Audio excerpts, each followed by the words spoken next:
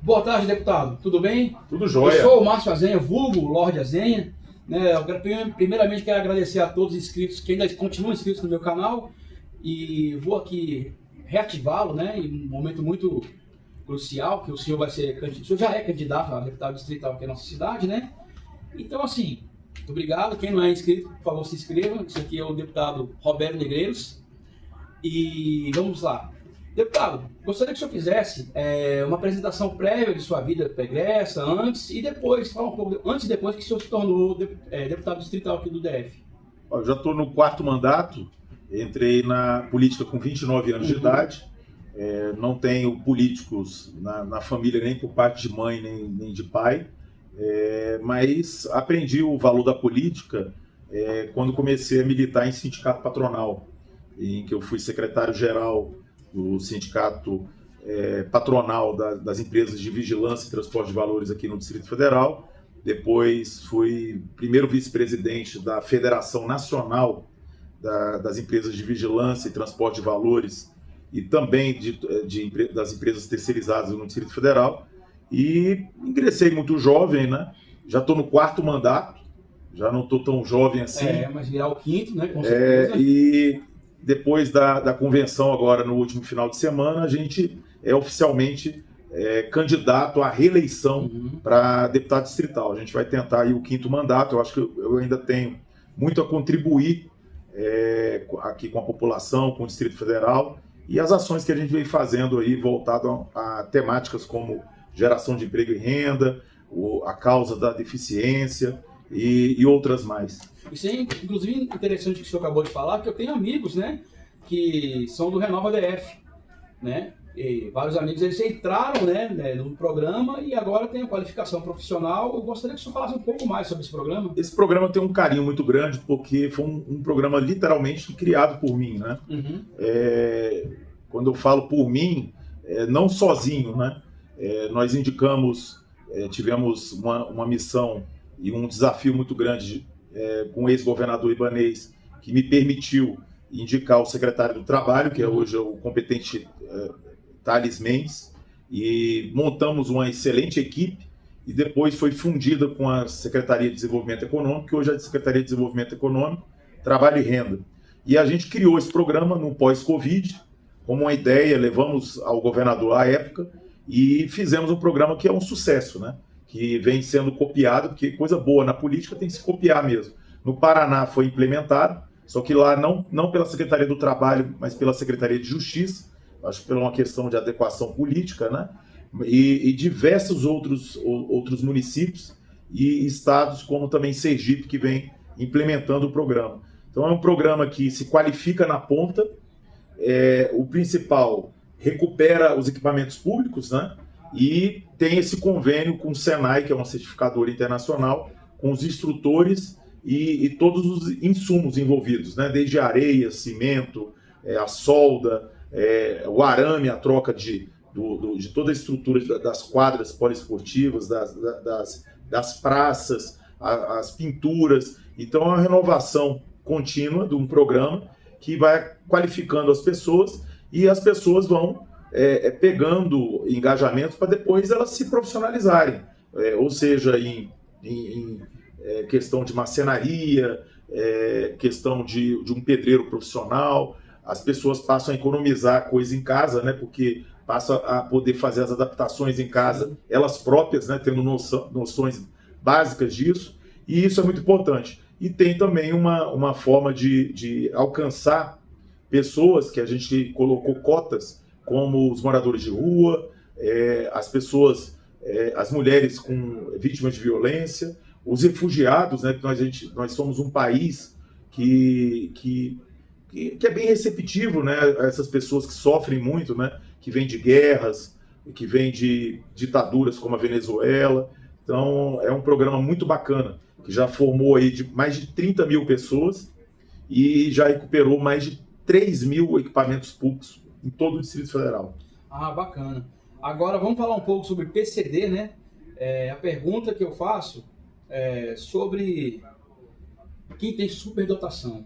Eu acho muito interessante o trabalho que o senhor vem fazendo, né, já tem muito tempo já, sobre esse tipo de pessoas, né, que tem PCD, Mas no caso de superdotação, o senhor nunca pensou a respeito? Porque, por exemplo, tem o pessoal que tem, por exemplo, síndrome de Down, né? Tem algumas limitações cognitivas, tem o pessoal do meio, mas tem também as crianças que têm essa superdotação em grandes habilidades, né? Altas habilidades, que, querendo ou não, acabam passando batido, né? O pessoal não foca tanto porque ela já é inteligente, né? Então, não tem nenhum, eu, pelo menos nunca vi nenhum projeto para beneficiá-los, porque na verdade, além de você estar deixando essas pessoas mais excluídas, que elas não conseguem se inserir em nenhum meio, também está, digamos assim, desperdiçando um talento, né? Isso começa desde a terra infância. O senhor já pensou algo sobre esse assunto e tem algum projeto assim para pegar no futuro e colocar? Interessante você ter abordado isso. No meu primeiro mandato, eu tenho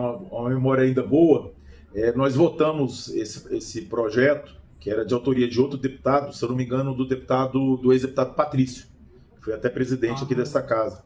E hoje nós temos uma lei específica que trata sobre essa temática, em que a Secretaria de Educação ela tem que identificar essas pessoas, e existem, no contraturno, grupos de incentivos de trabalho para poder lidar com essas pessoas, que às vezes uma pessoa superdotada, o problema é que ela pode se desestimular num ambiente em que ela se sobressai e acaba não potencializando... Não acreditando em si mesmo.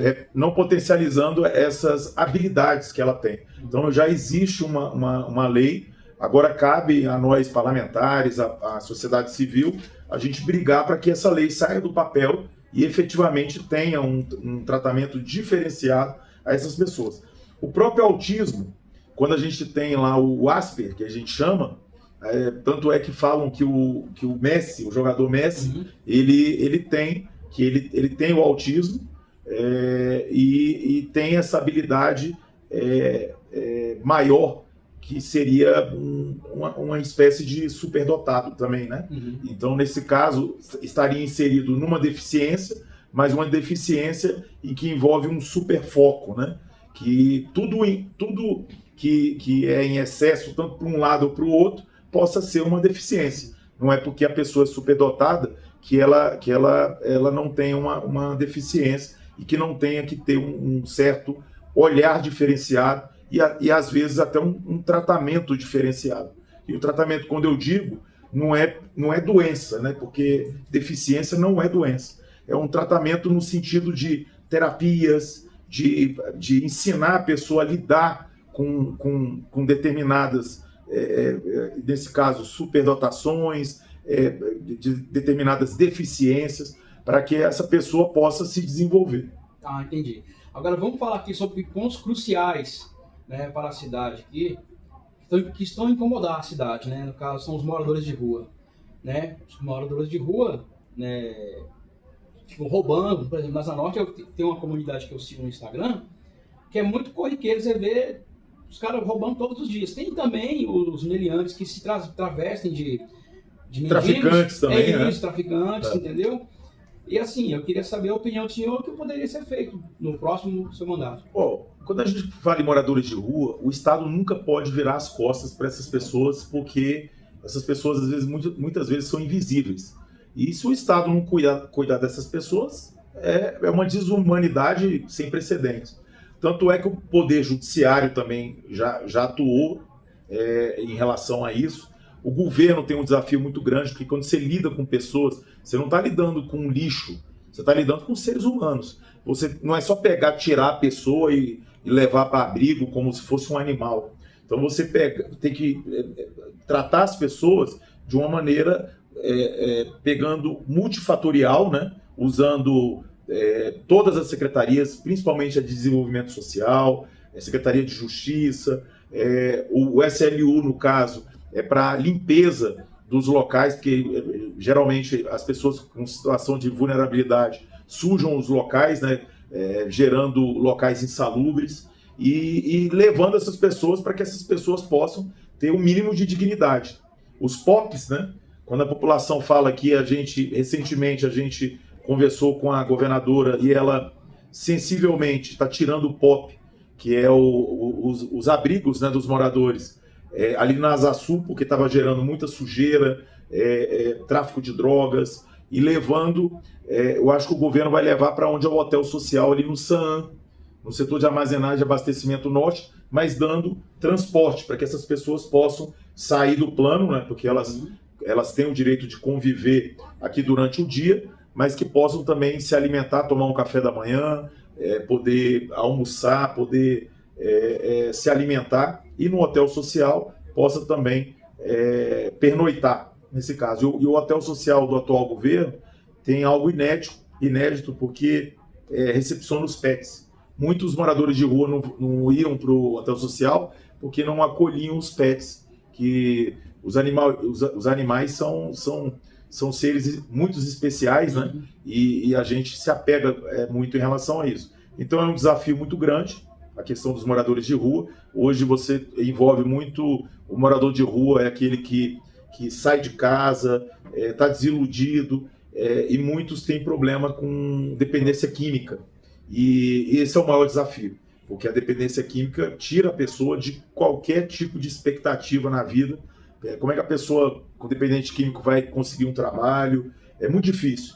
E o Estado, como é que o Estado oferece uma qualificação profissional se a pessoa tem um problema de saúde muito complexo? Até com esses problemas de internação compulsória, chega num ponto que a pessoa pode atentar contra a vida, né?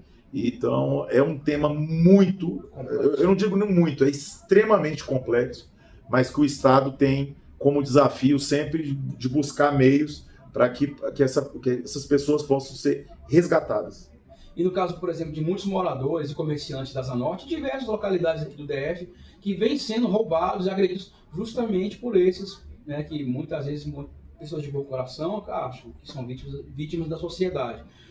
Sim, existem, mas, ao meu ver, a maioria fica se aproveitando dos bons corações, né, das boas intenções, para cometer esses pequenos delitos. No meu entendimento, é o seguinte: quando você comete um crime e é criminoso, tem que ser tratado como um criminoso. Então, que a polícia possa prender, enviar para o judiciário, e que o judiciário possa tomar as medidas legais de penabilidade, de penas, né, de combinação de pena, em relação a isso. Então, se estiverem roubando, se estiverem cometendo crimes, que sejam punidos exemplarmente. E os moradores de rua que não cometem crime, que eles sejam cuidados pelo Estado, e isso é o principal. Então, na Asa Norte, eu estou pegando aqui essa reclamação, eu vou oficiar a Secretaria de Segurança Pública para que ela possa aumentar o número de rondas e que possa coibir esse tipo de ação em relação a isso. E quando eu digo os moradores de rua, se eles estiverem nesses POPs, não no plano, eu acho que já ajuda muito, porque como eles têm que se alimentar, eles diminuem essa parte de trânsito deles nesse setor do plano aqui, Asa Sul, Asa Norte, que tem muitas reclamações, que tem muitas escolas, muitas crianças, muitos idosos, que às vezes ficam vulneráveis a essas pessoas, que é aquilo que eu digo, que muitos estão travestidos de moradores de rua, mas na realidade são bandidos. Sim, só mais um adendo em relação a esse assunto. Os POPs, né? Eu vou falar como morador de Taguatinga, eu nasci lá, tenho 45 anos, então conheço bem a realidade do local. Tinha um centro POP lá, perto do SESI, perto do SESC, que é um verdadeiro caos. O pessoal fazia coisas abjetas nas casas, que ficava nas proximidades. Igual aqui nas Asa Sul que estavam fazendo. Sim. E eles fazem essas coisas erradas, né? E isso é outra coisa que eu queria perguntar. Por exemplo, o governo, o Estado vai e ampara eles. Não seria assim, interessante eles retribuírem para a sociedade? Porque, de modo geral, eles estão vivendo as nossas custas de impostos que a gente paga. De comida, esse hotel que o senhor falou e tudo mais. Isso tudo vem graças ao imposto de gente que trabalha. Então, a gente trabalha para dar, digamos assim, boa vida. Não que seja boa, né? Porque ninguém quer morar na rua, né? Eles estão lá por um motivo X, Y ou Z. Mas, de certa forma, eles acabam sendo custeados por nós que pagamos impostos, que deveriam ser utilizados para, por exemplo, pavimentação, infraestrutura, outras coisas de melhoria para a cidade, para as cidades do Distrito Federal, né? O senhor já chegou a pensar em alguma coisa parecida, deles retribuírem para a sociedade que os acolhe? É um tema bem interessante, mas muito complexo, né? Quando a gente envolve até os presos, os presos que trabalham, né, eles têm uma certa remuneração, né? Alguns têm até auxílio, né? Às vezes você tem um pai de família que trabalha, tem que trabalhar para ter uma renda, e um preso tem um auxílio, que é auxílio do governo federal. Então é um tema que eu acho que a classe política tem que enfrentar. Se for no sistema penitenciário, não cabe a mim, aqui como deputado distrital, que não é a nossa competência, a competência é de deputado federal e senador, mas nesse caso o morador de rua eu acho difícil ter uma certa contribuição, porque o Estado tem que dar meios para que ele possa sair dessa situação. E o Estado é para o pobre, né? É para o vulnerável. O Estado não é para o rico e a pessoa que tem condições. Então, os nossos impostos, parte dos nossos impostos tem que ir voltado para essas pessoas, porque todas as famílias podem ter independente de classe social. Vocês já viram aí em São Paulo, tem aquela Cracolândia, né? Você pega, às vezes, vários atores da Globo que estão aí na rua, como moradores de rua, você olha que é um sopro, né?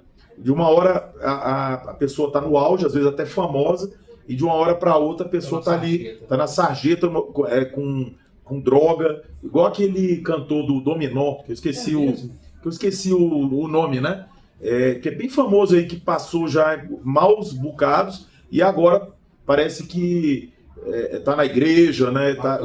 Não está nas drogas, mas teve altos e baixos, mas que o Estado tem que ajudar, mas às vezes dá até uma certa revolta, né? Que a gente paga os impostos, trabalha, e às vezes uma pessoa que está na rua, mas a gente tem que partir do pressuposto que a grande maioria são pessoas de bem, né? Se você olhar o bandido, o traficante, isso são pessoas más que a justiça deva cuidar, mas que não mereciam esse cuidado do Estado. Mas quando a gente lida com pessoas, a gente não pode... É igual quando até um bandido está correndo risco de vida, ele tem que ser cuidado no hospital, ele não pode ser negligenciado, né? Porque a gente lida com vidas humanas. Mas às vezes dá revolta, como você está dizendo, mas tem muitas ideias que eu acho que pode serem executadas, e eu não concordo, por exemplo, com um preso ganhando auxílio. Sobremaneira, eu acho um erro muito grande. Ele tem que trabalhar, e trabalhar de graça, para poder custear o que ele se alimenta, que não é barato, as vestimentas, o custo que ele tem de tudo na penitenciária, desde água, de pagar de banheiro, de pagar os policiais, os servidores, que é altíssimo. Então, tocando nesse assunto, o senhor é a favor ou contra? Por exemplo, a pessoa criminosa vai para a cadeia, deveria perder os seus direitos. Então, o senhor é a favor ou contra um presidiário ter o direito ao voto? Eu sou favorável a ele não ter o direito a voto. Porque a partir do momento que ele está condenado, ele já perde os direitos políticos, né? Então ele não tem o direito de voto. Até porque, se você pegar um criminoso votando, eu acho que ele vai votar em político que defenda a bandidagem. É algo que é muito óbvio, né? Então deva permanecer como está.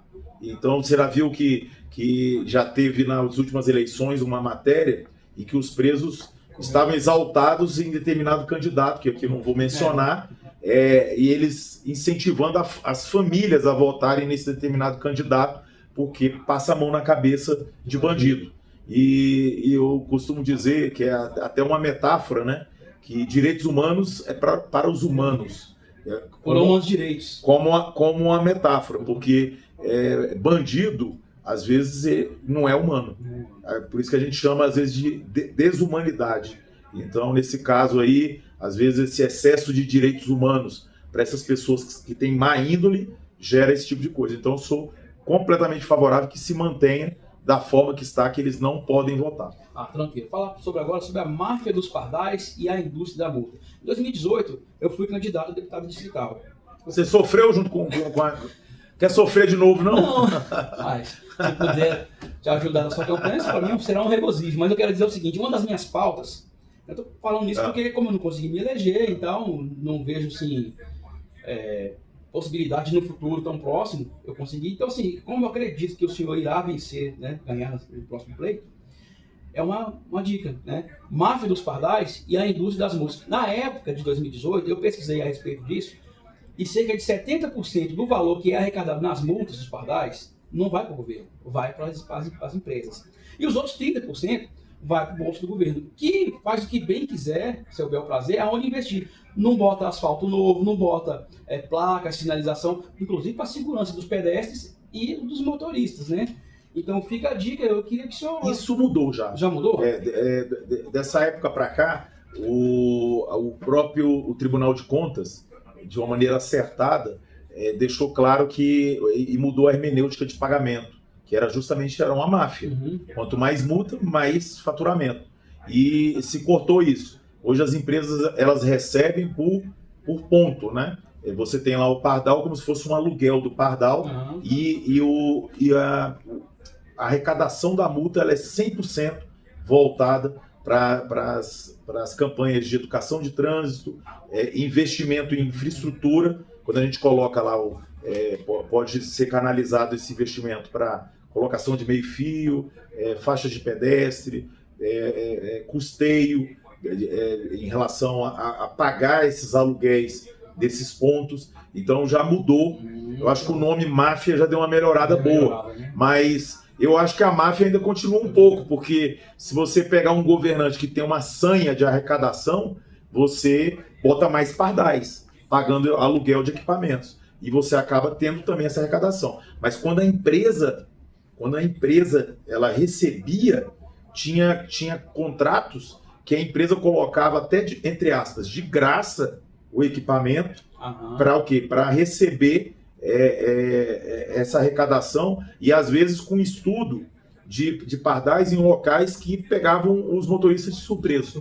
Por isso que depois veio aquela legislação também que tem que ter aquelas placas antecedendo, né, sob pena de nulidade, para que a própria população possa entender que a via tem esses equipamentos. Mas já deu uma melhorada, mas pode melhorar ainda. Bacana. Agora, no sentido aqui de impostos, né, das cidades satélites, né, eu também tinha essa proposta de que pelo menos 50% de imposto arrecadado em cada cidade satélite voltasse para lá para ser investido em infraestrutura, segurança, para benefício, né? Interessante. Fica a dica. Esse assim, caso é igual ao dos Estados Unidos. Uhum. Nos Estados Unidos, todo o imposto arrecadado, ele é em distritos, né? Uhum. Então ele fica na comunidade. Lá nos Estados Unidos tem determinado local que sobra tanto dinheiro que eles pintam a grama quando está seco, porque sobra tanto dinheiro, e isso não é mentira. Se você olhar lá nos Estados Unidos, em Miami, tem um distrito lá que chama, na verdade eles chamam de distrito, mas é um município, que chama-se Aventura, que é o bairro dos judeus lá que eles chamam, né? Então tem bastante dinheiro e é utilizado em relação a isso. Mas num país subdesenvolvido como o nosso, isso não dá certo. Porque se você colocar isso, vai dar uma espécie de desigualdade, porque você vai pegar aonde tem a maioria das taxas, os impostos, são nas regiões mais desenvolvidas. Se você olhar no plano, no Lago Sul, que tem o IPTU mais caro, só que o que arrecada no Lago Sul já vai para as cidades satélites, com uma proporção infinitamente maior. Por quê? Porque o investimento nas cidades satélites, o Lago Sul já está pronto, o Lago Norte já está pronto, o plano já está pronto, todos os lugares têm saneamento. O custo maior do Estado hoje, tem político que não gosta, porque não aparece, porque fica debaixo da terra. O custo maior que se tem hoje de investimento para qualquer governante chama-se saneamento, porque a obra é extremamente complexa e muito custosa, tanto que lugares que em regularização não pode fazer o saneamento, porque vai que não se regulariza, não tem como tirar depois. Você pode botar até iluminação, porque você arranca os postes, tá tudo certo. Mas isso aí é algo desafiador, mas eu creio que uma ideia dessa deveria ter, assim, o que já vem, que tenha um plus a mais, 5% do que está sendo arrecadado ali, que fique necessariamente na cidade, considerando o rateio do que é feito. Porque o rateio hoje é feito de acordo com a necessidade. Se você olhar uma certa época, o dinheiro foi todo praticamente para o sol nascente, como está indo agora lá para Santa Luzia, como está indo agora para como foi para Vicente Pires nessa última etapa de águas pluviais, saneamento, como vai agora para 26 de setembro.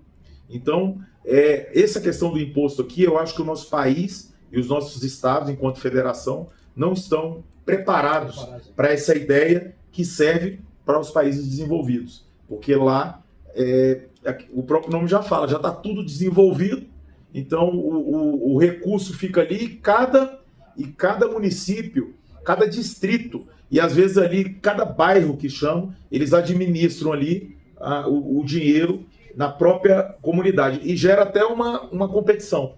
E são países em que a corrupção também é combatida com mais veemência, né? Você pega ali nos Estados Unidos, a pessoa que entra na corrupção, vai todo mundo em cana. O próprio Trump, que passou por um processo judicial, não tem distinção lá. Como na China lá é pior, que até mata as pessoas, né? Questão de corrupção. Então, no nosso país, a gente precisa ainda desenvolver muito para poder chegar nessa sua ideia, que é uma ideia interessantíssima. Obrigado.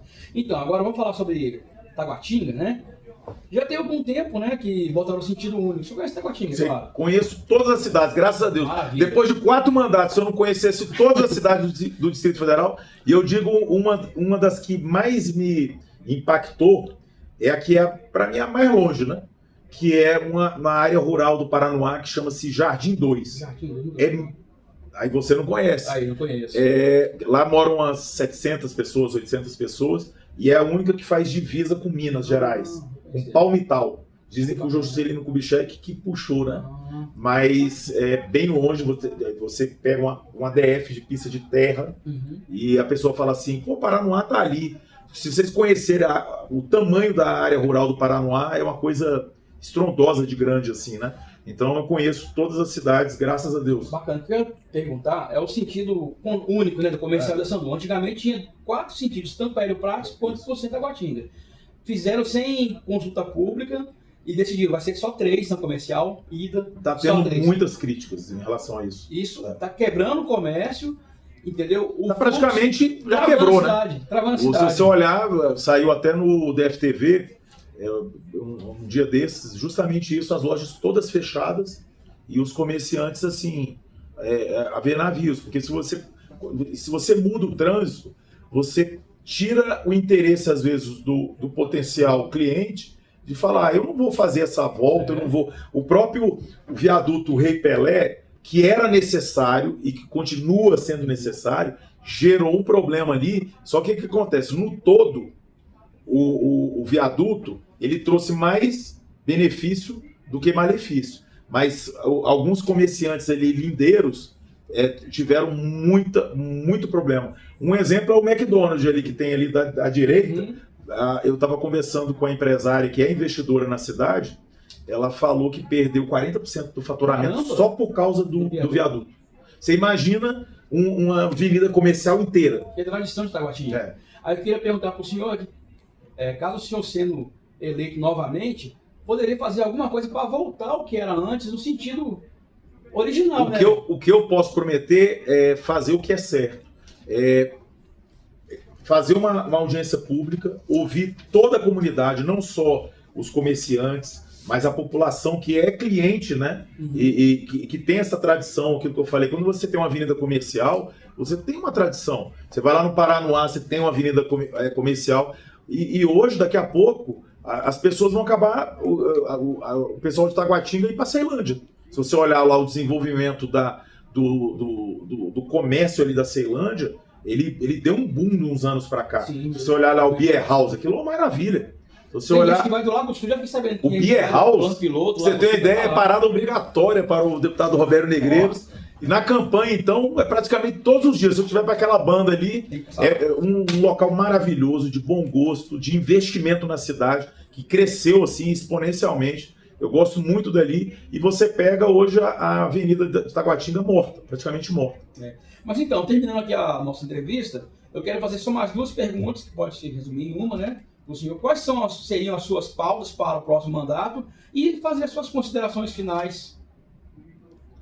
Minha pauta, eu acho que continuar na mesma linha de trabalho, de desafio, de aprendizagem, Eu acho que nunca é tarde para você buscar novos conhecimentos, você buscar melhorar, tentar ajudar as pessoas, mas sempre naquelas temáticas que a gente tem a pegada, né?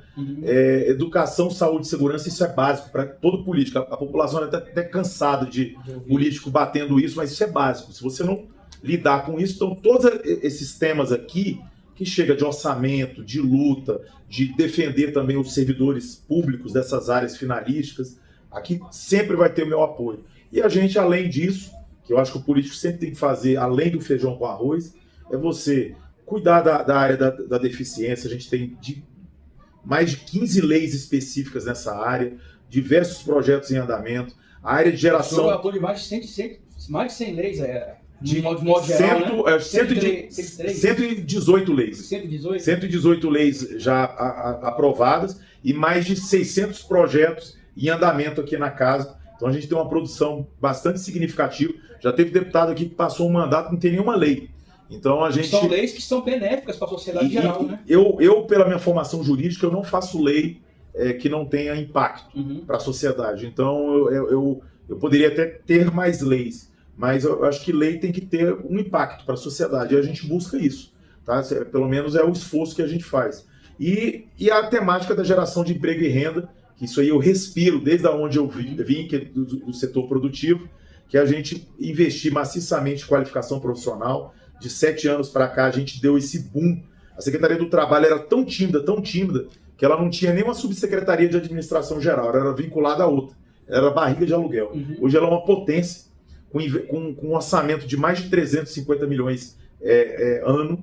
Então você tem hoje, a população do DF tem desculpa para tudo, menos para não se qualificar. E a gente vai continuar nessa entoada de defender a qualificação, a empregabilidade.